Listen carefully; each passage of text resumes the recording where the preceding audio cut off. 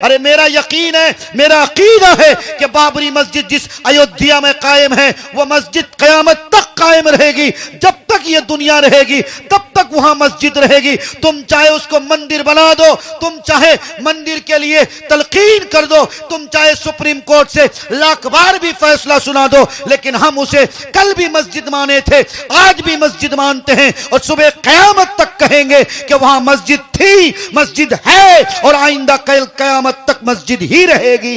लेकिन ऐ सुनो बंगाल के मुसलमानों, बंगाल में पता नहीं क्या चाहती है ये हुकूमत। ममता बनर्जी की सरकार है और बीजेपी के लोग समझते हैं कि बंगाल में भी आग लगा दी जाए और वो आग लगाने की तैयारी पूरे जोरों पर चल रही है। बाबरी मस्जिद के नाम पर उसी 6 दिसंबर को हुमायूं कबीर साहब बाबरी मस्जिद की बुनियाद रखकर क्या साबित करना चाहते हैं? क्या मुसलमानों को आप लड़ाना चाहते हो? मुसलमानों को क्या चाहते हो आप कि मुसलमान सड़कों पे आ जाए, मुसलमान मस्जिद के नाम पर लड़ने लगे? आप नहीं कर सकते। मुल्क के हालात इस तरह के और अब एएनआई की रिपोर्ट बाकायदा बताती है, अल जजीरा की रिपोर्ट में भी मैंने पढ़ा था, अब मौत के आंकड़े सबसे ज्यादा 25 साल से लेकर 15 साल की उम्र में हो रही है।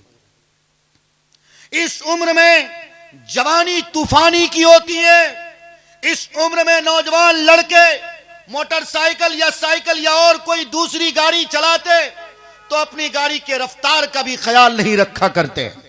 इसलिए आप सबसे कहना चाहता हूं, जब भी गाड़ी में बैठो, चाहे गाड़ी छोटी हो या बड़ी, कोशिश किया करो कि नापाक ड्राइवरिंग न करें। नापाक गाड़ी पे मत बैठो, पता नहीं मौत का फरिश्ता कब दस्तक दे दे और कब तुमको इस दुनिया को छोड़कर अल्लाह के हुजूर हाजिर होना पड़े। तो वादा करते हो ना इंशाअल्लाह? इंशाअल्लाह। अब जाहिर है स्टेज भी खाली हो चुका, मजमा भी खाली हो चुका, ऐसे में तो बात ज्यादा लंबी नहीं की जा सकती, लेकिन एक दो बात और करे देता हूं। इजाजत है आप लोगों की? अगर आप लोगों की तरफ से इजाजत है तभी 2-3 बातें करूंगा। 2-3 बातें करनी है। आज की जो सूरत हाल है उस सूरत हाल पे एक तो ट्रेंड चला हुआ है, आजकल एक ट्रेंड चला हुआ है, जैसे भी हो मुसलमानों को कमजोर करो। मुसलमानों की मॉब लिंचिंग हो रही। नवादा का एक लड़का, आपने शायद वीडियो देखी होगी, अगर वीडियो न देखी होगी तो देख लीजिएगा, आपका कलेजा छलनी छलनी हो जाएगा। अच्छा खासा जवान लड़का, अच्छा खासा। बताओ उस लड़के को देखकर जब कुछ आरएसएस के गुंडे, बजरंग दल के चंद गुंडे जब पहचान चेहरे से न कर पाया तो बाकायदा तौर पर उसकी पैंट उतारी गई। नौजवानों सोचो कितनी गैरत और कितनी शर्म की बात है। आज हम लोग लड़ते हैं आपस में देवबंदी बरेलवी के नाम से, लेकिन बोलो मस्जिद में हमला होता तो यह देख के नहीं कि यह बरेलवियों की कि देवबंदियों की, बल्कि सिर्फ यह देख के ये कि अल्लाह का घर है। कब्रिस्तान के खिलाफ कानून बन रहा है। बोलो एक ही कब्रिस्तान में हर तरह के लोग दफनाए हुए हैं कि नहीं है? वक्फ अमेंडमेंट एक्ट का कानून बन चुका, लेकिन हमारे अंदर आज भी यूनिटी नहीं, हम आज भी एकता नहीं है, हम आज भी एक नहीं है। इसलिए दावत देता हूं, एक होइए, एक प्लेटफॉर्म पे आइए और इन बातिल ताकत और इन फिस्ताई ताकतों का सद्देबाब कीजिए, मुकाबला कीजिए। अगर नवादा में मेरे भाई की मॉब लिंचिंग हुई, उनका चेहरा देखकर, उनका धर्म देखकर, उनको यह देखकर मारा गया कि यह मुसलमान का बच्चा है, तो खुदा की कसम जितने भी हिंदुस्तान में मुसलमान हैं उन सबको गैरत आनी चाहिए और उन सबको पुरअज़्म होना चाहिए, उनका हौसला बढ़ना चाहिए। अब किसी माई के लाल में दम हो तो मेरे भाई को हाथ लगा के दिखाओ, फिर बताता हूं कि छट्टी का दूध नहीं पिला दिया तो मुझे बताना। लेकिन हम दूसरों से क्या मुकाबला करेंगे? हम आपस में ही मर रहे हैं, कट रहे हैं, हम आपस में ही लड़ रहे हैं साहब। हमें अपनी लड़ाई से फुर्सत मिले तब तो हम दूसरों का मुकाबला करें। हमारे घर के झगड़े अलग, हमारे फिरके वारियत के झगड़े अलग, नौजवानों का टोला, उनमें अलग झगड़े, पश्चिम टोला, पूरब टोला, दक्षिण टोला, उत्तर टोला, और तो और अब तो नौजवानों में गैंग बन रहा है। गैंग, ईठो गैंग कौन है? सुरजापुरी गैंग। वो कौन गैंग है? बंगाली गैंग। ये गैंग के नाम पे भी पता नहीं कौन सा बैंग खेला जा रहा है। ये है मेरा समाज। और आप समझते हो कि हम इन लोगों का मुकाबला कर लेंगे? मैं आपको एक हिस्ट्री की बात बताता हूं। जेएनयू का नाम आपने सुना है? जेएनयू में सिर्फ और सिर्फ वहां 2-3 नजरियाती लड़ाई हुआ करते थे।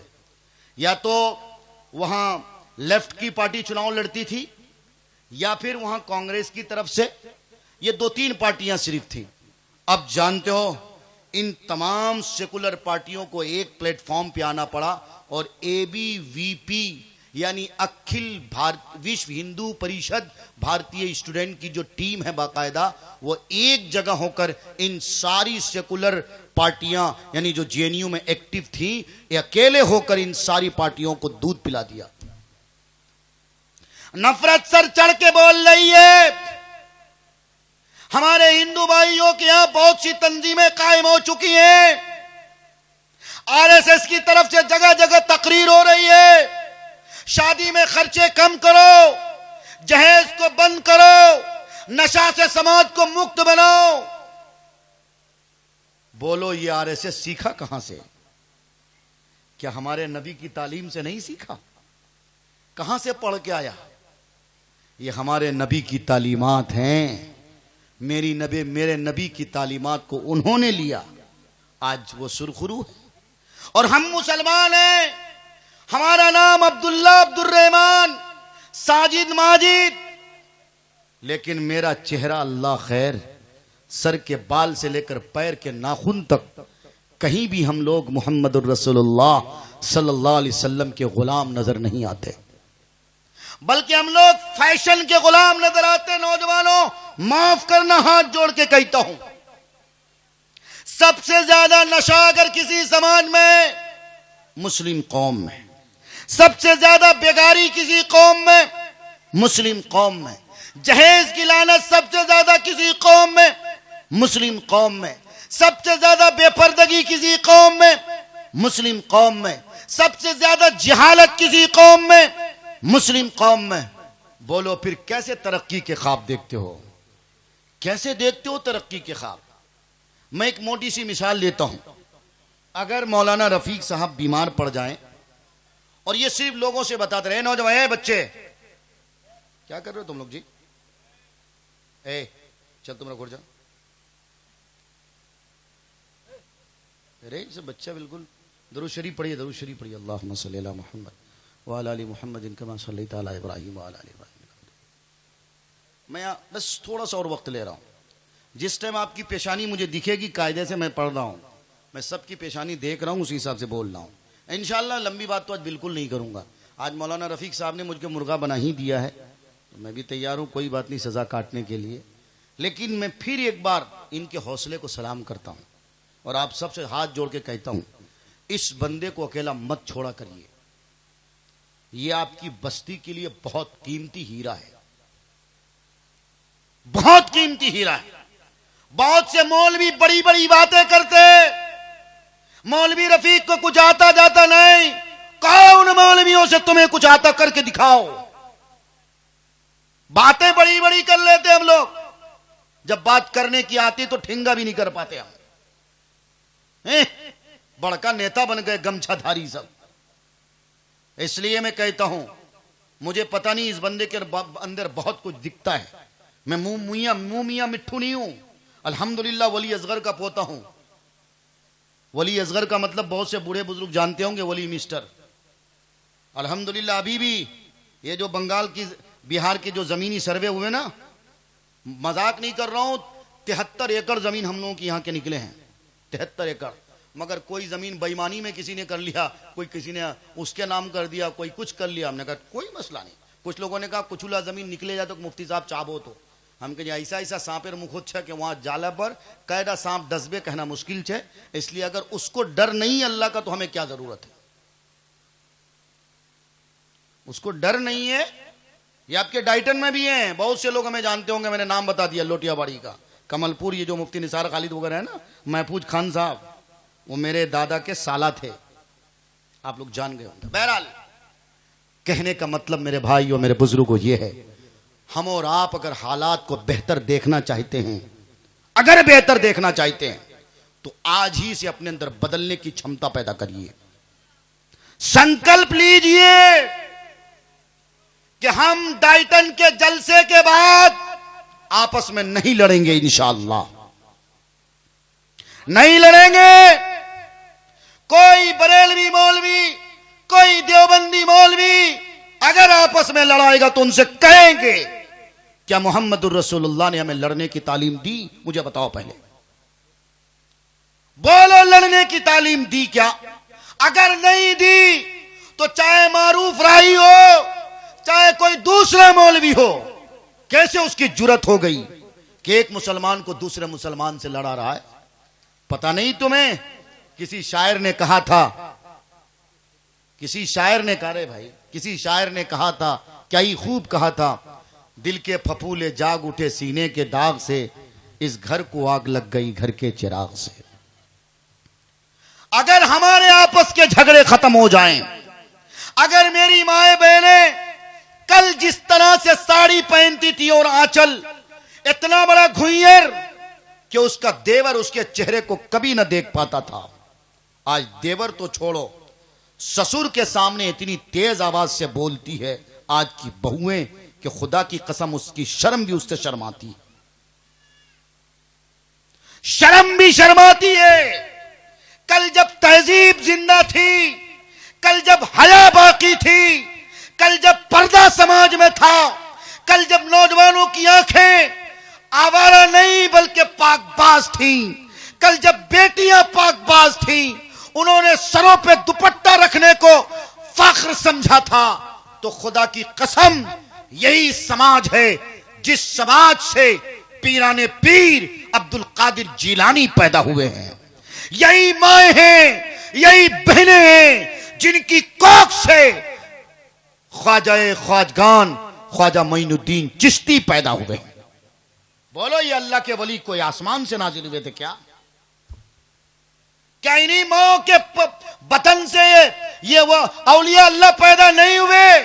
अगर हुए हैं तो इसका मतलब यह है कि हमारे और आप में कमी आ रही है, तो हम लोग इंशाअल्लाह बदलेंगे ना। अरे बोले ने भाई, आपकी तवज्जो भटक रही है, हम बदलेंगे ना इंशाअल्लाह। बस मेरी बात खत्म हो गई, हम बदलें, आप बदलें, ये तीन काम कर लें। पहला काम, नौजवान अगर मेरी बात सुन रहे हो, अल्लाह के वास्ते एक तंजीम बनाओ, एक तंजीम बनाओ नौजवानों, चाहे तंजीम का सदर सेक्रेटरी जिस किसी को बनाओ, लेकिन तंजीम नौजवानों को बनाना चाहिए।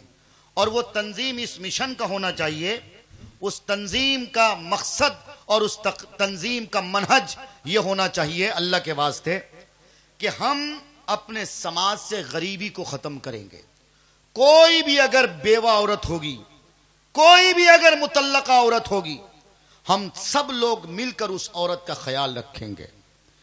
किसी की बेटी को जहेज की बुनियाद पे अगर परेशान किया जाएगा, हम मुखिया सरपंच का सहारा न लेकर हम इस्लाम का सहारा लेंगे और चंद उलमाए किराम को बुलाकर उसको समझाने की कोशिश करेंगे। अगर ये करोगे तो समाज तरक्की करेगा, सोसाइटी तरक्की करेगी। आज बेटियां फांसी के फंदे पे लटकने पे मजबूर हो गई, वजह पूछा जाता तो वजह समझ में यह आती कि फला लड़का अपनी बीवी को गाड़ी ना मिलने की वजह से, बॉक्स वाला पलंग ना मिलने की वजह से गंदी गंदी गालियां दिया करता था। रोजाना उसकी मां, उसके बाप के खिलाफ जहर उगला जाता था, बेटी से देखा ना जाता। बेटी ने बिलाखिर पंखे पे लटक कर झूम कर अपनी जिंदगी को अलविदा कह दिया। आए दिन ये शिकायतें आती हैं, आओ समाज से दहेज को खत्म करें, दहेज की लालच को खत्म करें और इस समाज को नबवी समाज बनाए।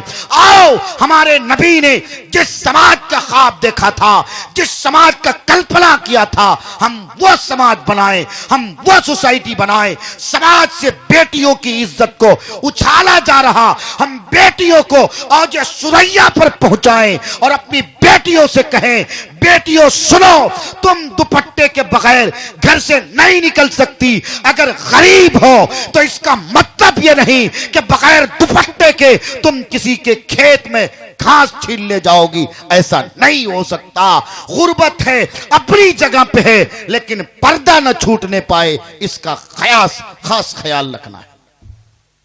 रखेंगे इंशाअल्लाह। कहां को बोलो तुम ना, अम्मा बहन ने को खुद ही नहीं बोलो, जबकि इधर काम उहार छे उसमें नहीं बोलबे, क्योंकि उसमें फिर काल कर एक भित्ता ब्लोज छिलाना छे। अच्छा, वो जिम्मेदार आप हैं, वो जिम्मेदार भी आप हैं। इतना बेशरम समाज हो गया। फेसबुक खोलो, फला लड़का लिखता है मेरा फ्रेंड फलना, उसका ब्याह हो गया, उसकी बीवी की फोटो, उसकी फोटो दोनों को एक जगह जोड़ करके डाल देता है और बधाई देता, बधाई, मेरा फ्रेंड को बधाई हो। कितना बेशरम समाज है साहब, कितना बेशरम समाज है। अरे तुम्हारी बीवी तेरे लिए है,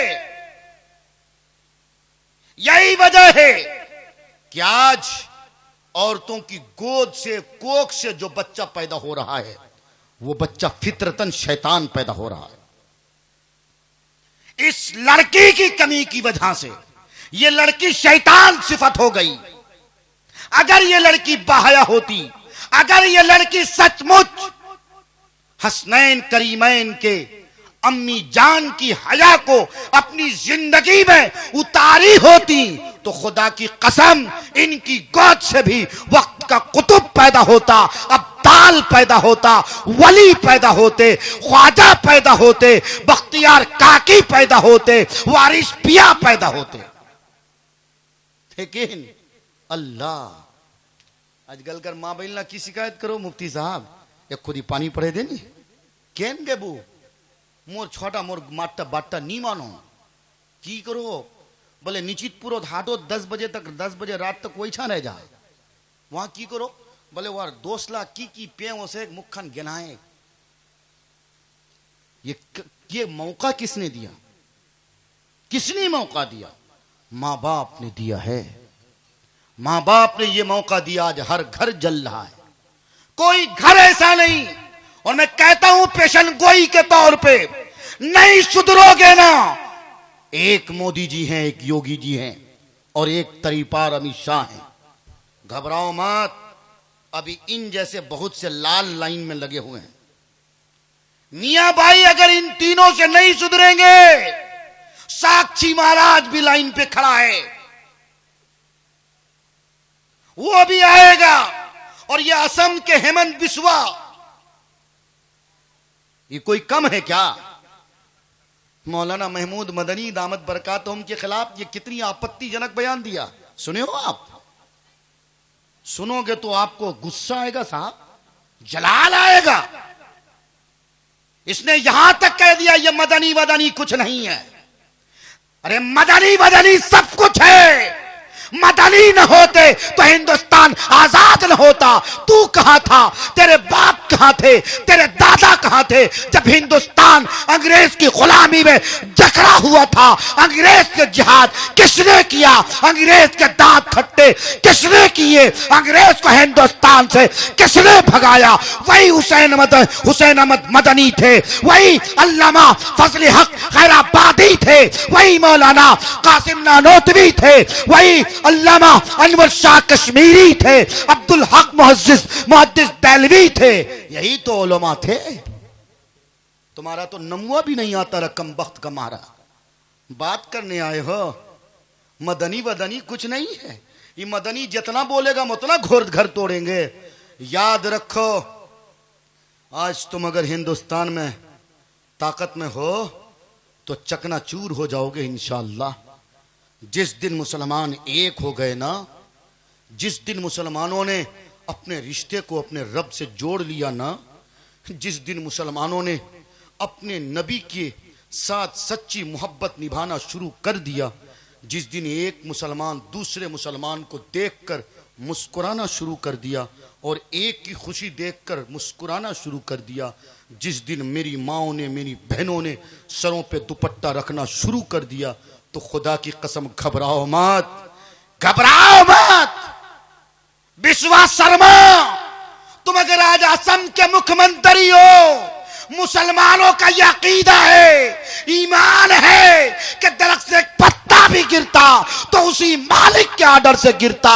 जब तक ईमान वाला है, जब तक ये दुनिया है, ईमान वाला नहीं होगा, ये दुनिया खत्म हो जाएगी। क्या समझते हो तुम? दुनिया तुमसे है? दुनिया तो ईमान वालों से है। दुनिया तो मेरी पर्दा नशी माओ बहनों से है। दुनिया हमारे बूढ़े बुजुर्गों से है।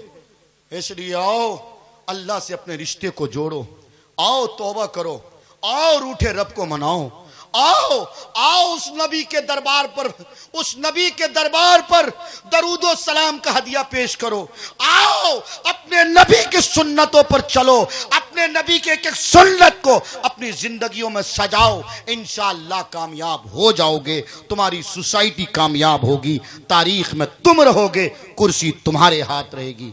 तो इंशाअल्लाह वादा करते हैं, इंशाअल्लाह सब लोग जा रहे हैं ना। बस एक दिन मसलार बतौर इजाजत छे हम सर यहाँ कर माँ बहिन ला दूसरा झनार खेत से चुके इडा जमाना कुंचीर चलो है सुबह के नहीं मकई तो चलो कहें माटिर जमाना चलो ना। दूसरा झनार खेतेर ढेल ने ओसो और वहां से अंगना चूल्हा चट्टी सब कुछ नीपो पूछो करो। एक ना एक मसला बताना चाह रहे हैं आपको। क्या किसी के खेत से बगैर पूछे हुए ढेल लाना यानी मट्टी लाना और उससे अंगना को बाहरी को यानी बाहरे घोरो या अंगना या असराक नीपे पूछे बराबर करना, खूबसूरत करना जायज छिकी? बोलो नहीं जायज छिकी? तो इरा मसला तुम्हारा जानो तो पहली से तो फिर अपना माँ बहन कहनी रोको गलत है ना। और जब वहार खेतेर माटी आनना जायज नहीं है तो उखान जोगो नमाज पढ़ना जायज है भी? भाई नमाज के लिए क्या शर्त है? जगह का पाक होना, कपड़े का पाक होना, बदन का पाक होना। इसी तरह से हलाल कपड़ा पहनना भी और हलाल जगह पे नमाज पढ़ना। बाटा बुझलन न तो अपना माँ बहन मना कर बनना बिल्कुल। अरे अंगना जम्मन डईबे रावा दे फलना मां नीचे मुख जरूरत दूसरा जनर अगर बारी माटी आन लो, दूसरा जनर लाबाना से अगर माटी आन लो तो फिर समझे ले कि अच्छा नहीं है बे। हाँ ये सब बहुत अहम चीजें हैं, ये बहुत अहम चीजें हैं। हम सारे यहाँ गुनाह नहीं समझो लोग ला कि वहां से इधर कद्दू आन लोगे फलनर माँ बारी खान से तुरी आनी की। अरे वो आप हराम का लुकमा खा रहे हो। एक वाकया सुनाता हूं मैं हजरत ख्वाजा ख्वाजगान ख्वाजा मोइनुद्दीन चिश्ती अलैहिर रहमा का। इनकी मां के पास एक मर्तबा कोई पड़ोसन आई, अम्मा जी ये लौकी है, लौकी ये ले लीजिए। कहा कहां से लाई हो? कहा फला के बारी से लाई हूं। कहा उसने इजाजत दी? कहा नहीं। बोले उनसे मेरी खूब बनती है ना तो ऐसे ही ले आया। कहा अच्छा बनती है तो ले आई हो? कहा याद रखो मेरे पेट में बच्चा पल रहा है, तुम बगैर पूछे हुए किसी के बारी से लौकी लाई हो और वो लौकी यानी कद्दू, वो कद्दू मुझे दे रही हो। मैं उस कद्दू को पकाऊंगी और वो कद्दू खाऊंगी और उस कद्दू से मेरे पेट में जो बच्चा पल रहा उसके बदन में भी खून जाएगा। ये बच्चा हरामी पैदा होगा, ये बच्चा अल्लाह वाला नहीं हो सकता है। बोलो जब माँ माँ नेक होती है तब उसका बच्चा ख्वाजाए ख्वाजगान सुल्तानुल हिंद हजरत ख्वाजा मोइनुद्दीन चिश्ती अजमेरी अली रहमा पैदा होता। माँ हरम खोरन और बच्चा हलाल खोर कभी नहीं हो सकता। इसलिए आओ अपने समाज को हलाली समाज बनाएं। आओ समाज की गंदगियों को, समाज की बुराइयों को निकाल फेंकें। अल्लाह से दुआ करता हूं, ऐ अल्लाह, हमने बहुत सी इधर उधर की मुतफर्रिक बातें की हैं, कम वक्त में अगर उम्र रही, मौका मिला तो इंशाअल्लाह किसी मौके से आऊँगा आपके सामने। वैसे ही मैं बारहा आता रहता हूँ इंशाअल्लाह। आज मेरा ख्याल है पहली बार ऐसा है जो मैं बहुत आखिर में बैठा हूँ। इंशाअल्लाह कभी आया तो आपके हुजूर में बहुत सी बातें रखूँगा, लेकिन ये जो मेरे चंद गुजारिशात थे, अल्लाह के वास्ते इन चीज़ों पे अमल करने की कोशिश करिएगा। आपकी औरतें, आपके बच्चे किसी के खेत से घास तोड़ के न लाए, किसी के खेत से घास न लाए। इसी तरह आजकल मकई का ज़माना है, पहले तो गेहूँ का ज़माना होता था तो उसमें खरतुआ साग और इधर उधर की चीज़ें आती थी। बहरहाल अब तो वो नहीं है, लेकिन चूँकि मक्के की खेत में भी खरतुआ साग आ जाता है और वहाँ से भी बग़ैर पूछ के उस तरह का साग लाना और फिर घर में सबका खाना, ये बाकायदा तौर पे जायज़ नहीं है। इसलिए याद रखिए, जिसके खेत से भी तुरिए उससे पूछना बहुत ज़रूरी है।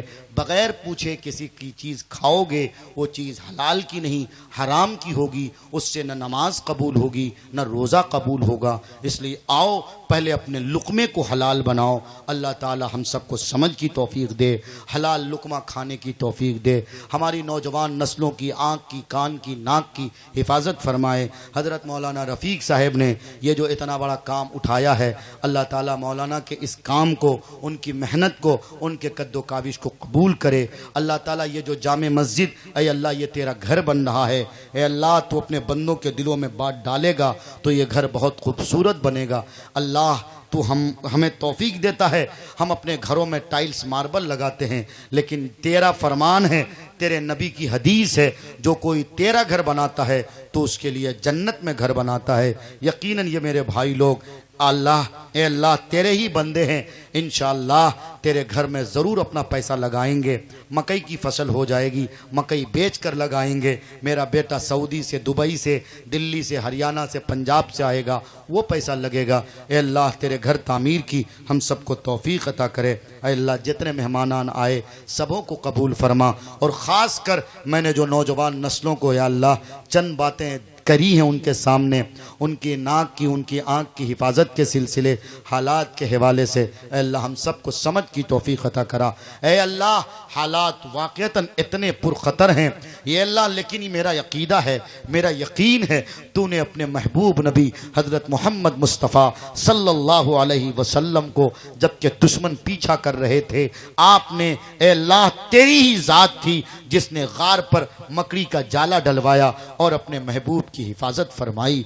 ऐ अल्लाह तूने ही कुरान में फरमाया, इन तंसुरुल्लाह यंसुरकुम व युसब्बित अक़दामकुम। ऐ अल्लाह जो कोई तेरे दीन पर चलता तो उसकी मदद करता है, जो कोई तेरे अहकामात की पाबंदी करता, तेरे नबी की तालीमात पर अमल करता, ऐ अल्लाह तू उससे मोहब्बत करता। ऐ अल्लाह हम सब पक्की सच्ची तौबा करते हैं, आज के बाद से गुनाह नहीं करेंगे, अपनी माओ बहनों को बगैर दुपट्टे, बगैर पर्दे के घरों से निकलने नहीं देंगे। ऐ अल्लाह आज नौजवान नस्लें ये वादा कर रही हैं कि हम आज के बाद से शराब नहीं पिएंगे, जुआ नहीं खेलेंगे, सट्टा का बाजार गर्म होने नहीं देंगे।